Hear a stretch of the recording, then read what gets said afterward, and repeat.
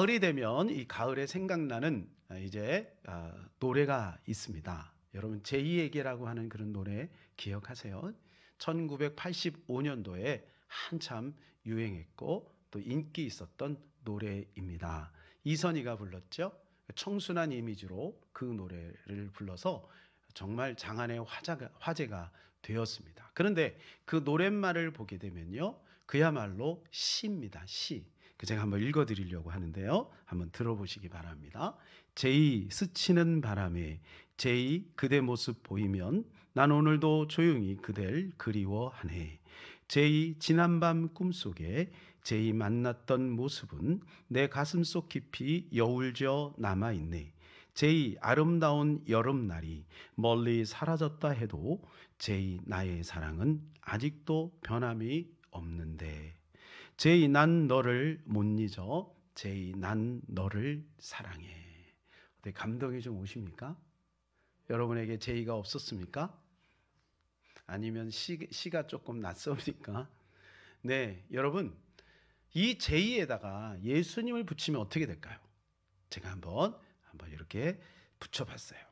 예수님 스치는 바람에 예수님 주님 모습 보이면 나는 오늘도 조용히 예수님을 그리워합니다. 예수님 지난밤 꿈속에 예수님 만났던 모습은 내 가슴속 깊이 여울져 남아 있습니다. 예수님 아름다운 여름날이 멀리 사라졌다 해도 예수님 나의 사랑은 아직도 변함이 없습니다. 예수님 난 주님을 못 잊어요. 예수님 난 주님을 사랑해요. 너무 감동을 받으셔서 눈을 감고 계시는데요.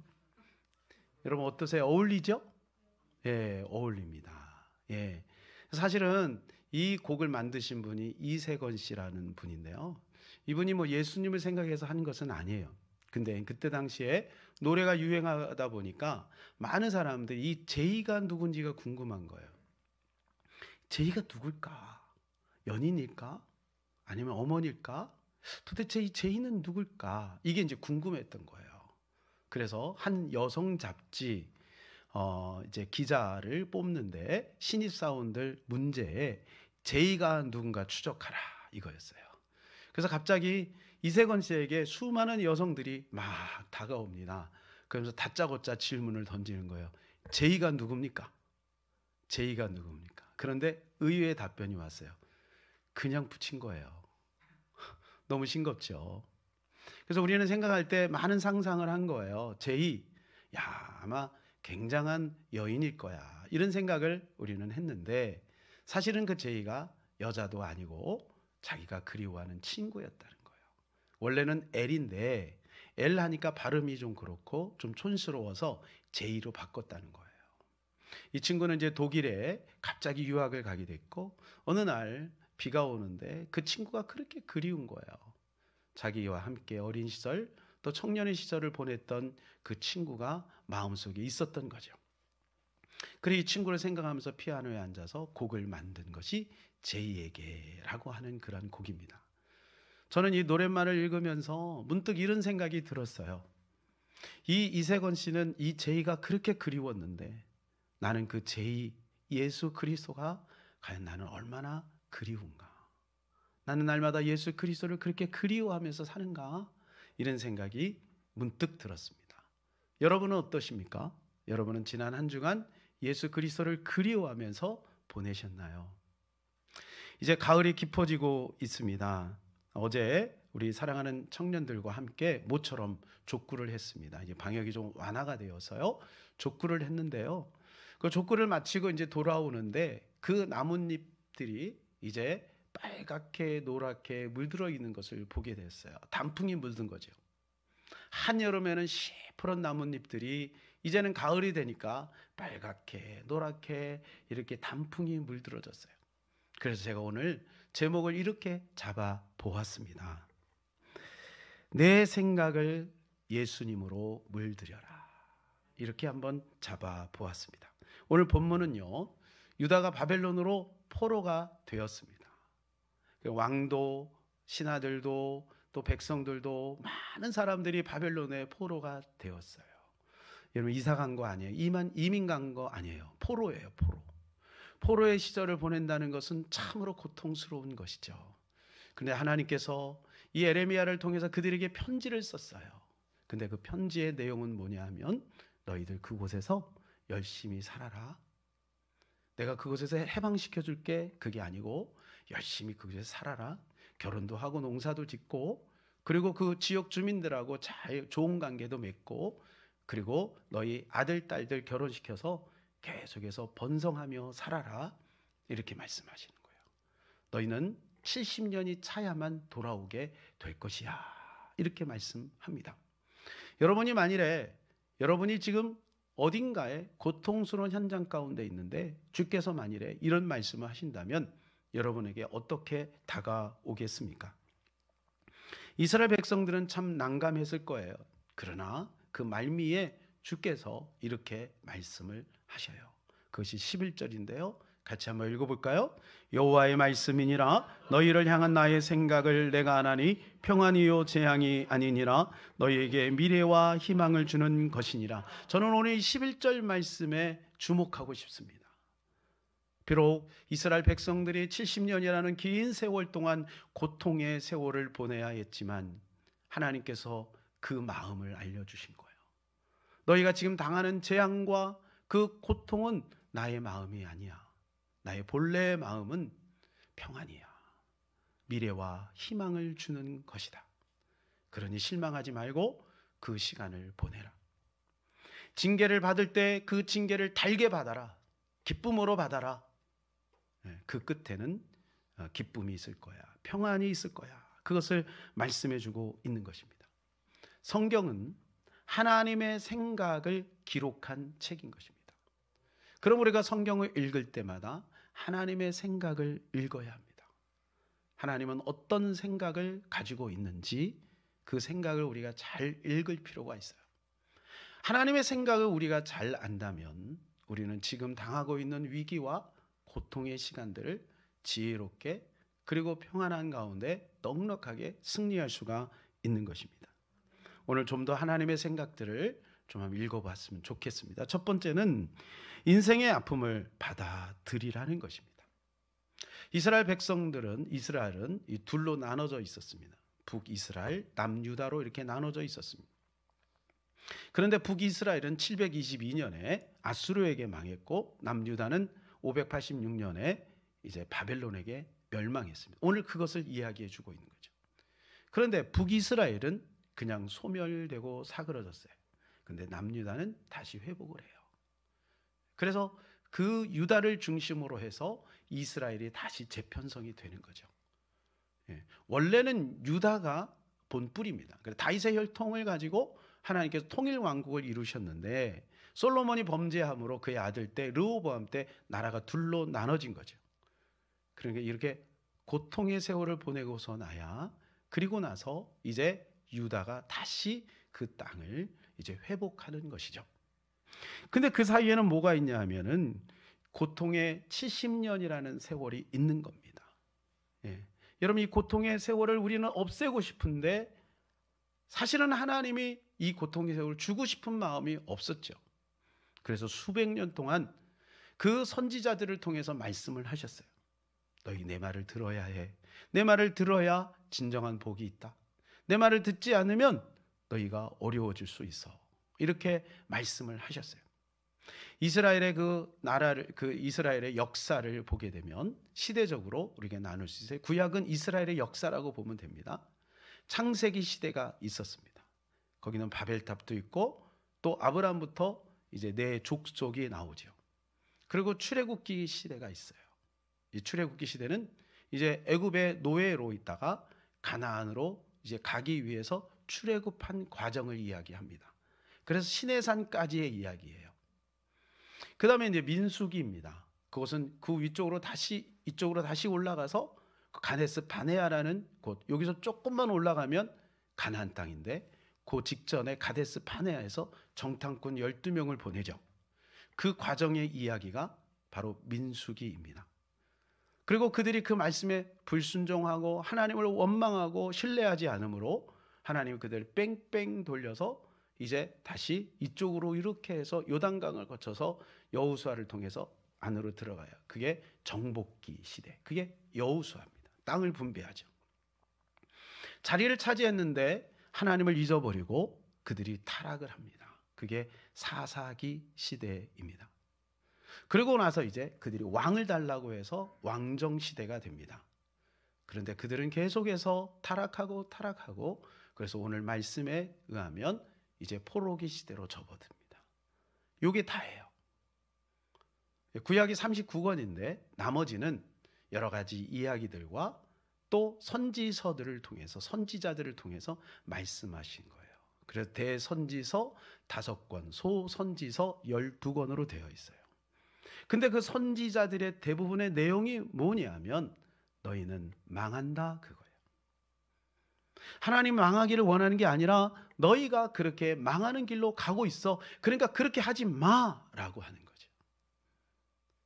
그런데 그 말대로 그렇게 되었어요.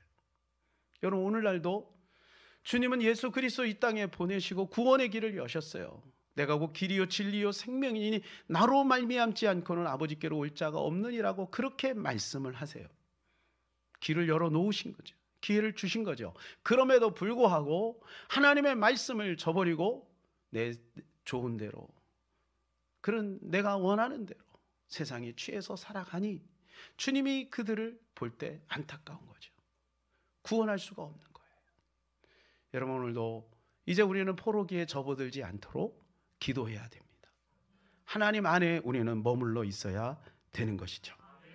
왜 인간들이 이렇게 하나님을 떠나고 또 이 고통을 스스로 택할까요? 그것은 창세기 3장 아래에 있기 때문에 그렇습니다. 창세기 3장을 이해하지 못하는 우리 인생을 이해할 수가 없습니다.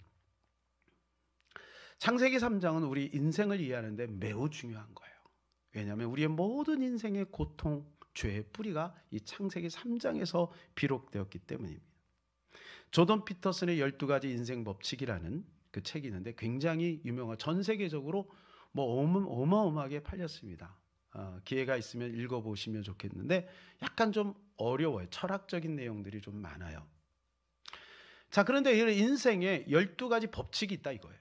근데 그 첫 번째 법칙이 뭐냐 하면 이겁니다. 인생은 원래 불공평해. 그러니 어깨를 쭉 펴고 살아. 그 얘기예요. 살아보고 연구해 보니 인생은 불공평하다는 거예요. 그 우리식으로 말하면 이거예요. 우리 인생에는 고해 같은 순간들이 다가온다. 고통의 시간이다. 그러나 믿음으로 살아라. 그것을 말해주고 있는 것입니다. 그래서 오늘 하나님께서 우리에게 이렇게 말씀해 주고 있어요. 4절 7절 같이 읽을까요? 만군의 여호와 이스라엘의 하나님께서 예루살렘에서 바벨론으로 사로잡게 한 모든 포로에게 이와 같이 말씀하시니라. 너희는 집을 짓고 거기에 살며 텃밭을 만들고 그 열매를 먹으나 아내를 맞이하여 자녀를 낳으며 너희 아들이 아내를 맞이하며 너희 딸이 남편을 맞아 그들로 자녀를 낳게 하여 너희가 거기에서 번성하고 줄어들지 아니하게 하라. 너희는 내가 사로잡혀 가게 한 그 성읍의 평안을 구하고 그를 위하여 여호와께 기도하라. 이는 그 성읍이 평안함으로 너희도 평안할 것임이라. 여러분, 이것은요 참 이해가 되지 않는 말이에요. 받아들여라 이런 거예요. 여러분, 우리 인생의 고통을 받아들인다는 것은 참 어려운 겁니다. 왜 나에게 이런 고통이 찾아왔나요? 라고 하는 의구심이 생기고 퀘션 마크가 붙지, 그것을 받아들이라고 하는 것은 어려운 거예요. 그런데 주님은 오늘 그들에게 말합니다. 너희가 그 고통을 받아들여라. 받아들여야만 된다. 이 말은 그 고통을 받아들임으로 너희가 거기에 푹 빠져 함몰되고 체념하는 인생을 살아라. 그것이 아니고 그것을 받아들여야 새로운 출발이 있다는 거예요. 여러분, 그때 하나님이 보이는 거죠. 그죠? 하나님이 언제 보입니까? 광야에 가니까 보이는 거죠. 광야에 가니까 하나님 말씀이 들리는 거죠. 그래서 미드바르가 광야고 나바르가 하나님의 말씀인 거예요. 하나님의 말씀은 광야에서 들리는 거예요. 여러분, 그러나 우리는 절망할 것이 없어요. 우리는 소망 가운데 즐거워합니다. 왜냐하면요, 하나님은 살아계시기 때문에. 고통을 주었지만 그 고통을 보면서 하나님께서 즐기는 것이 아니라 안타까워하면서 거기서 건져내기를 원하시는 것이 하나님의 본 마음이시기 때문에 그렇습니다. 시편 기자들은 인생의 아픔을 노래합니다. 한 사람도 인생의 아픔을 노래하지 않은 사람이 없어요. 다 고통이 있더라고요. 다 아픔이 있더라고요. 그런데요, 그 가운데서 하나님을 바라보면서 소망을 노래해요. 그런데 놀라운 것은 나중에 다 역전하는 거예요. 그게 시편 기자들의 스토리예요. 우리도 마찬가지입니다. 왜 하나님 나에게 이런 고통을 허락하십니까? 우리가 이렇게 출발할 수 있으나 우리가 하나님을 바라보면서 거기서 소망을 가질 수 있는 거예요. 사랑하는 여러분, 이해할 수 없는 고통의 그 줄기 아래 있을 때 우리가 남 탓하지 마시기를 바랍니다. 또 자기 자신 탓도 하지 마시기를 바랍니다. 그것이 하나님의 계획 안에 있고 결국은 하나님께서 우리를 승리로 이끌고 가심을 우리가 믿고 소망 가운데 나의 생각은 내가 하나니 재앙이 아니라 평안이라 미래와 희망을 주려는 것이다. 이 음성을 꼭 들으시기를 축복합니다. 그래서 우리는 믿음을 적용해야 되는 거예요. 왜냐하면 이 땅은 창세기 3장 아래 놓여 있기 때문에 그래요. 구조적인 악이 있어요. 구조적인 악. 여러분, 우리가 이 구조적인 악이라는 것은 이런 내용이에요. 오늘 집에 가실 때 여러분이 그냥 아무렇게나 막 찾기를 건너면 안 돼요. 왜요? 위험해서 그래요. 이 세상은 위험 도가니에요. 위험이 사방에 깔려 있어요. 그런데 성경은 이렇게 말해요. 너희가 내 안에 거하면 내가 너희를 생명싸개로 보호해 주겠다는 거예요. 그것이 하나님의 자녀들에게 약속하신 하나님의 복인 것입니다. 그래서 계시록에 보면 수많은 재앙들이 있지만 하나님의 약속의 자녀들은 하나님이 보호하시고 붙들어 주신다는 거예요. 그리고 그들을 결국은 영원한 하늘나라로 인도해 주신다는 것입니다. 그래서 주님은 우리에게 이렇게 말씀합니다. 신명기 8장 16절입니다. 내 조상들도 알지 못하던 만나를 광야에서 내게 먹이셨나니 이는 다 너를 낮추시며 너를 시험하사 마침내 내게 복을 주려 하심이었느니라. 마침내 너에게 복을 주려 합니다. 시험도 있고요, 고통도 있고 환난도 있으나 결국은 뭐냐? 복을 얻게 된다는 거예요. 하나님의 약속인 것입니다. 사랑하는 여러분, 이 약속을 붙드시기를 축복합니다. 두 번째는 우리에게 희망이 있다는 겁니다. 11절을 같이 읽읍시다. 여호와의 말씀이나 너희를 향한 나의 생각을 내가 아나니 평안이요 재앙이 아니니라. 너희에게 미래와 희망을 주는 것이니라. 재앙이 아니라 평안이다. 너에게 미래를 주고 희망을 주려는 것이다. 이런 본문을 읽으면요, 이런 생각이 돼요. 병 주고 약 주네. 70년 포로 생활을 허락하지 마시지. 왜 70년 포로 생활을 허락하고 그 인고의 세월을 겪고 나서야 복을 주려고 합니까? 이런 생각이 들 수도 있어요. 그러나 여러분, 이것이 하나님의 심정이라면 하나님의 마음은 얼마나 아프겠어요. 자녀들을 객지에 보내서 유학을 보내거나 아니면 자녀를 군대에 보내거나 아니면 자녀들을 훈련의 어떤 장으로 보낼 때 부모님의 마음은 안타깝죠. 그러나 보내야 돼요. 보내야 성장해요. 보내야 성숙해지는 거죠.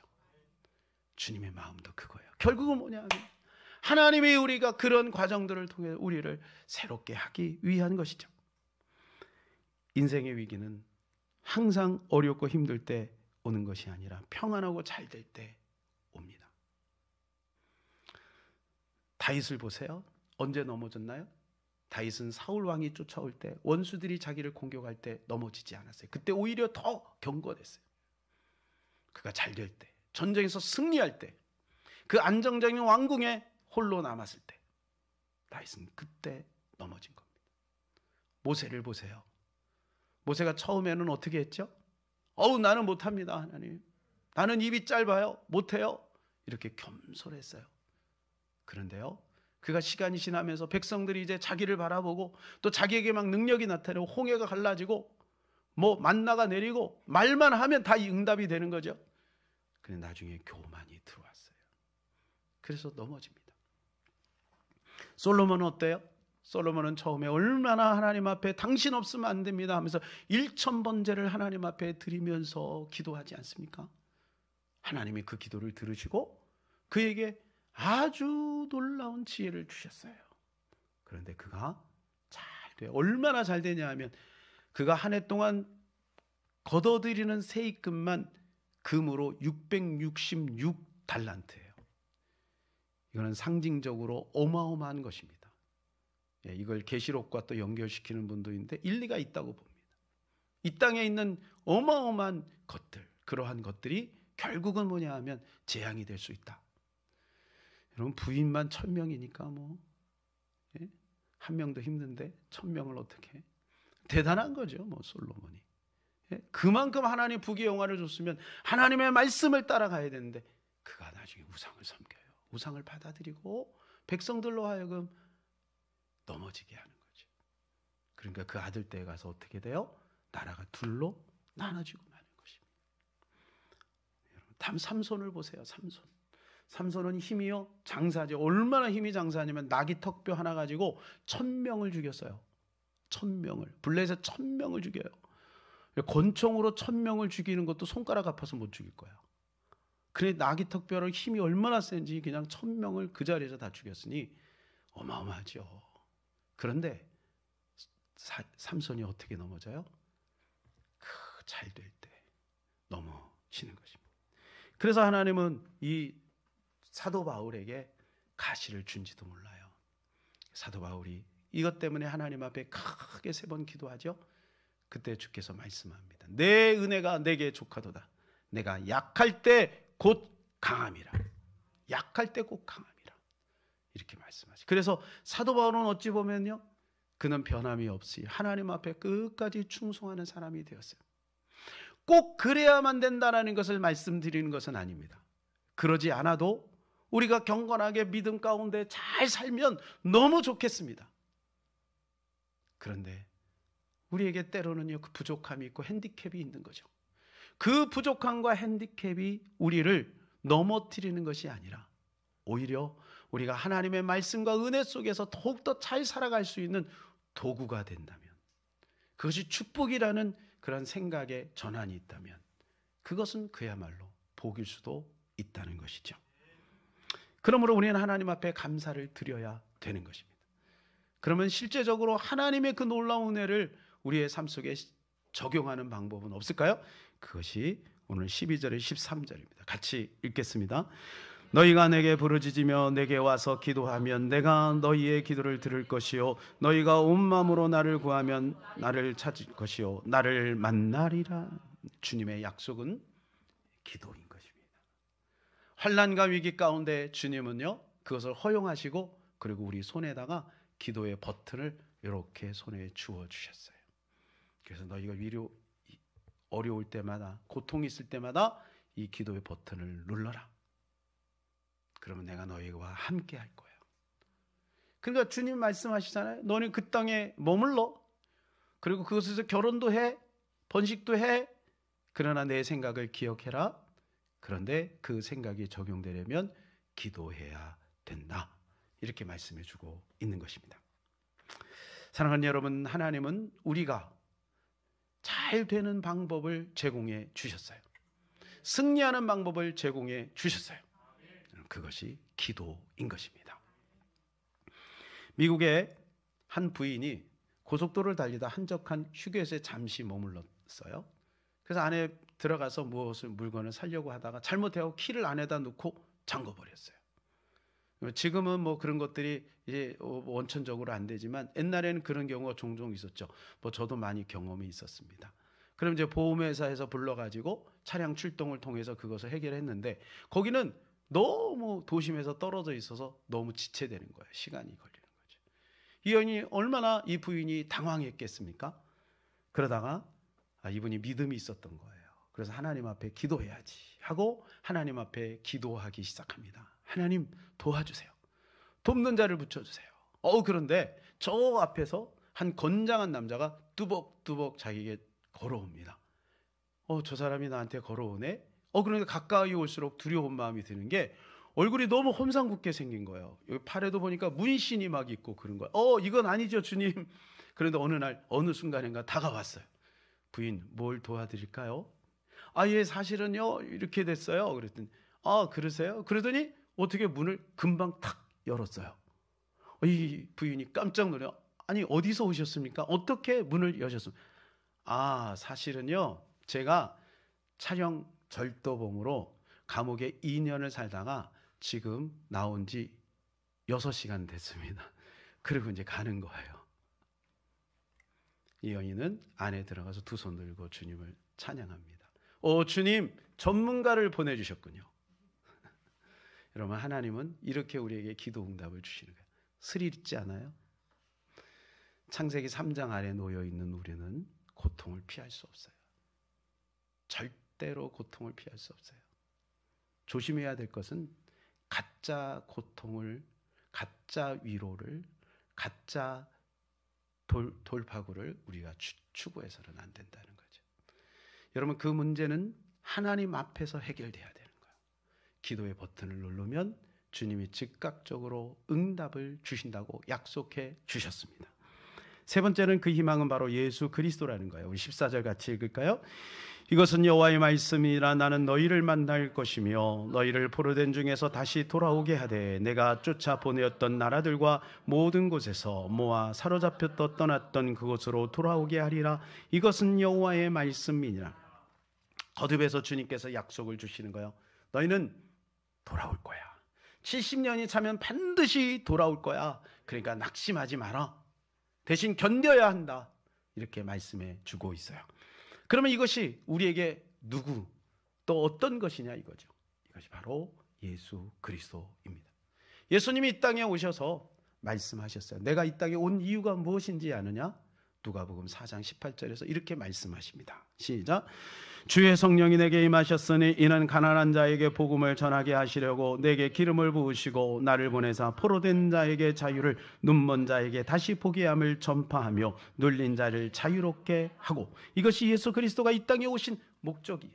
거기 보면 포로된 자에게 자유를 주겠다고 말씀합니다. 죄악의 포로, 마귀의 포로, 질병의 포로, 이 땅의 어둠의 포로, 그 수많은 그 포로들, 그 포로들에게 자유를 주기를 원하신다는 거예요. 여러분, 우리가 예수 그리스도를 만나면 여러분 그 모든 것에서 우리는 자유를 얻게 될 것입니다. 그러면 우리가 이것을 어떻게 우리의 삶에 적용할 수 있을까요? 제가 서두에 성경은 하나님의 생각을 기록한 책이다 이렇게 말씀을 드렸습니다. 하나님이 왜 이렇게 길게, 이렇게 두껍게 하나님의 생각을 여기다가 적어 놓으셨을까요? 내 생각 절대로 굽히지 않는다, 그거예요. 하나님은 하나님의 생각대로 반드시 이루세요. 지금까지 하나님의 생각대로 이루어지지 않은 것이 없어요. 다 하나님의 생각대로 반드시 이루어져요. 여러분, 우리의 생각을 가지고 하나님의 생각을 이길 수 없어요. 너희 길과 내 길이 다르다. 나의 생각은 너희 생각보다 높다라고 말씀하세요. 처음에 우리가 잘 이해가 되지 않죠. 그런데 지나놓고 보면 하나님의 생각이 옳아요. 가데스 바네에서 38년을 지내게 됩니다. 하나님은 그들에게 곧바로 가나안 땅에 들어갈 수 있는 기회를 주셨어요. 12 정탐꾼이 들어가서 보니까 기가 막힌 거예요. 그 땅이 정말 젖과 꿀이 흐르는 것은 맞아요. 그런데 그들은 안악자손이에요. 안악자손은 다 골리앗처럼 키가 3m 이상 되는 거예요. 도저히 자기들이 그들과 싸워 이길 수 있는 힘이 없어요. 그래서 10명의 정탐꾼들은 부정적인 보고를 했죠. 그럼 그 부정적인 보고를 듣고 백성들이 어떻게 해야 되는 것이 옳아요? 아니야, 하나님의 약속이 그 가나안 땅에 주께서 인도해 주신다고 하셨으니 우리는 들어갈 거야 라고 하면서 하나님 믿음을 취해야 되잖아요. 그런데 2명의 그 정탐꾼 여호수아 갈렙의 그 긍정적인 믿음의 보고는 무시하고 10명의 정탐꾼의 말에 휘둘려요. 그리고 며칠이면 갈 수 있는 그 길로 안 가고 가데스 바네에서 38년을 머물렀다가 꼬불랑해서 요단강 거쳐서 요단강 동편을 거쳐서 이렇게 들어가는 거예요. 여러분, 하나님은요 며칠 만에 해결할 수도 있어요. 그런데 하나님의 생각을 따르지 않으면 그것이 몇 년, 몇십 년 걸릴 수도 있다는 거죠. 하나님의 뜻은 선하고 아름다운 겁니다. 때로는 우리가 생각할 때 이해가 안 될 뿐이지만 하나님의 생각은 완전하고 온전한 것입니다. 그럼 우리는 그 생각을 따라가야 지혜로운 것이지요. 그래서 우리는 그 생각을 잘 읽어야 돼요. 우리가 미국을 아는 방법이 있어요. 3가지 방법이 있죠. 첫 번째는 책을 읽으면 되죠. 그러면 어느 정도 알 수 있죠. 두 번째는 미국에 다녀온 사람의 이야기를 듣고 미국을 알 수도 있어요. 세 번째는 내가 직접 미국 땅을 밟아보는 겁니다. 어떤 것이 확실할까요? 당연하죠. 한번 가보는 거죠. 여러분, 오늘 우리가 예수님을 경험할 때, 하나님 말씀을 경험할 때 요 3가지 양상으로 나눠줄 수도 있어요. 어떤 사람은 그냥 지식적으로만 아는 사람이 있고요. 어떤 사람은 누군가에게 들어서 유튜브에서 그러더라 그러니까 그렇구나 그 정도로죠. 그런데 어떤 사람은 직접 기도하여 응답을 통해 경험하는 거예요. 여러분 어떤 것을 선택하시겠습니까? 우리는 하나님을 알아야 돼요. 하나님의 생각을 경험해야 돼요. 그 생각을 경험하는 것은 그 지점에 가야 돼요. 가을이 되니 물들었죠. 그 지점으로 가야 그분을 경험할 수 있는 거예요. 그래서 순종이 필요해요. 순종한 사람은 가데스의 바네에서 그 말씀을 따라 이해하지 않는다 하여 내 생각하고 다르다 하여 그 말씀을 거부하는 자는 주님의 생각에 동조하지 못한 거고 주님의 생각대로 되지 못하는 거죠. 그러나 그 말씀이 내 생각엔 이해가 되지 않아도 말씀을 따라 순종해 보면 역사가 나타나는 것입니다. 이것이 하나님의 원리인 겁니다. 하나님은 우리에게 복을 주기를 원하세요. 평안을 주기를 원하세요. 그래서 이것을 딱 요약한 성경 구절이 있어서 이것을 말씀드리고 마치려고 합니다. 야고보서 5장 13절에 18절인데 기니까 13절만 읽도록 하겠습니다. 시작. 너희 중에 고난당하는 자가 있느냐 그는 기도할 것이요 즐거워하는 자가 있느냐 그는 찬송할지니라. 여기 보면 이런 자가 있느냐 이런 자는 이렇게 해라 이런 자가 있느냐 이런 자는 이렇게 하라. 그 뒤에도 계속해서 나오는데요. 고난당하는 자는 뭐 하라고요? 기도하라. 즐거워하는 자는 뭐 하라고요? 찬송하라. 그래야 주님을 계속해서 유지할 수 있다. 그리고 그 다음에 병든 자가 있느냐 장로들을 초청하여 기름을 바르고 기도하라. 믿음의 기도는 역사하는 힘이 크다. 그리고 17절에 18절에는 이런 말씀이 있어요. 엘리야는 우리와 성정이 같은 자로되 저가 기도한 적 하늘문이 닫혀 비가 아니 오고 다시 기도한 적 하늘문이 열려 비가 왔다. 거기서 성정이 같은 자로되라는 말씀에 우리는 주목할 필요가 있습니다. 우리하고 똑같은 사람이라는 거예요. 또한 우리는 기억해야 될 것은 엘리야가 만약 기도하지 않았다면 그런 역사는 나타나지 않았다는 거죠. 적용해야 되는 겁니다. 버튼을 눌러야 되는 겁니다. 먹어야 되는 겁니다. 경험해야 되는 겁니다. 2002년도 월드컵에 정말 아주 각본 없는 드라마 같은 그런 경기가 있어요. 16강에서 이탈리아와 경기였어요. 안정환이 실수해서 이렇게 그 페널티킥을 놓쳤죠. 그래갖고 우리가 이제 지고 있었습니다. 지고 있었어. 그 마지막 후반 43분에 설기현이 동점골을 넣었어요. 연장으로 갔죠. 연장 12분에 안정환이 헤딩골로 역전골을 넣었어요. 기가 막히죠. 근데 여러분 그 장면에서 우리는 무엇을 생각해야 되느냐? 이런 것입니다. 끝까지 싸우면 승리한다. 그러나 끝까지 싸웠다 하여 다 승리하는 것은 아니다. 그런데 끝까지 싸우지 않았다면 역전은 경험하지 않았을 것이다. 그들은 태도와 자세가 달랐어요. 지금 경기하는 거 달라요. 왜요? 그때는 헝그리 정신도 있었고 우리나라에서 했고 감독도 새로 왔고 여러 가지 여건이 주어진 거죠. 그런데 무엇보다도 그러한 상황 속에서 그들은 하고야 말리라고 하는 자세가 있었던 거예요. 그 태도가 있었던 그게 믿음이라고 저는 봅니다. 여러분 하나님은요 살아계세요. 마지막에 역사하세요. 마지막에 역사하세요. 기가 막혀요. 하나님 오늘도 우리의 기도를 들으세요. 우리는 하나님의 생각을 읽어야 합니다. 내 생각을 내가 하나니 재앙이 아니라 평안이다. 미래와 희망을 주는 것이라. 여러분 이 말씀 붙들고 한 주간 승리하는 저와 여러분 되시기를 예수님의 이름으로 축복합니다.